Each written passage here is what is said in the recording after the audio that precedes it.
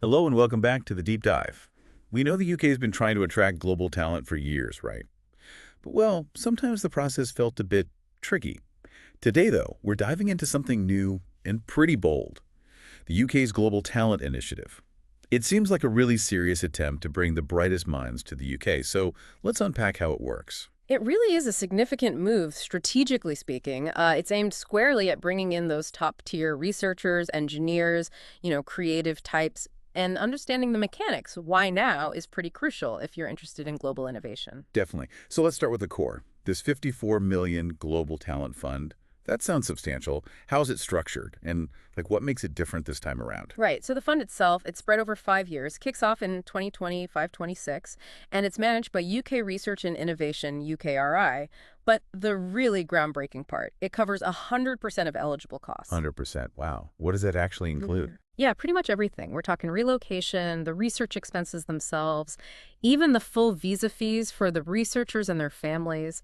It's a very deliberate move to counter what other countries are offering, removing those financial and, frankly, administrative headaches. Okay, that sounds much more streamlined than past efforts I remember, which often felt quite fragmented.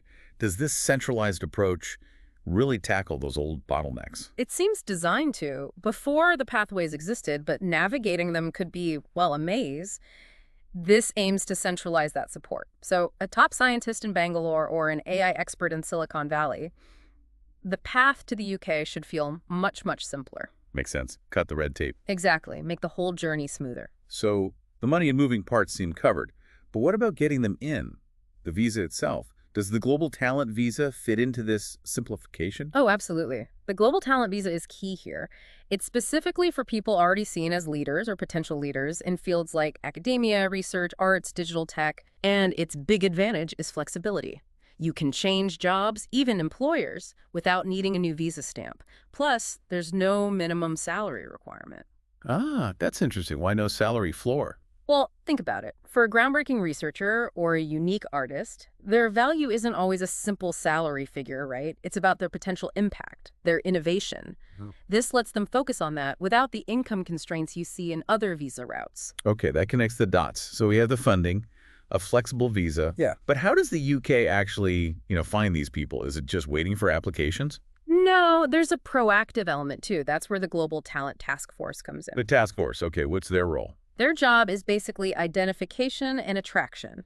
Proactive scouting, you could say. They work with the UK's teams, overseas embassies, consulates to pinpoint and reach out to high-skilled people in priority areas. Which areas are priorities? Think academics, entrepreneurs, investors, creatives, the whole spectrum. It's not just about filling jobs. It's about building strategic talent pipelines, maybe fostering collaborations that wouldn't happen otherwise. It's definitely a competitive play. So looking at the bigger picture, beyond the direct economic benefits, what kind of ripple effects could this have on the UK's innovation scene? Well, attracting this level of talent can really accelerate things. More research breakthroughs, faster tech development, especially in fields like AI, life sciences, digital technology, where the UK wants to lead. Right. It potentially fills talent gaps, boosts the UK's reputation as an innovation hub, and that in turn can attract more investment and collaboration. It's a potential virtuous cycle. It sounds promising, but, a question that often comes up with initiatives like this is, what about homegrown talent? How does the UK ensure this focus on global stars doesn't overshadow developing its own experts? That's a really critical point. It's something they need to get right. There has to be a balance. You need to invest just as strongly in developing domestic talent alongside attracting international experts. The task force, implicitly, should also help identify where the real gaps are. So resources aren't just thrown everywhere, but targeted. So it's about synergy, not replacement. Exactly. The long-term aim shouldn't just be importing talent, but using that influx to help upskill and expand the domestic pool, too. And crucially, the immigration policies need to stay genuinely welcoming with good support systems for people when they arrive. It has to work for everyone. It's clear this initiative has huge potential to really shift the UK's position globally. It does, which leads to that ongoing question for any country trying this. How do you keep that balance right? How do you stay adaptable as the global talent landscape keeps changing around you? That's the real long-term challenge. A really important thought to leave everyone with. Thank you so much for joining us for this deep dive today. We hope you keep exploring, keep questioning, and we'll catch you next time.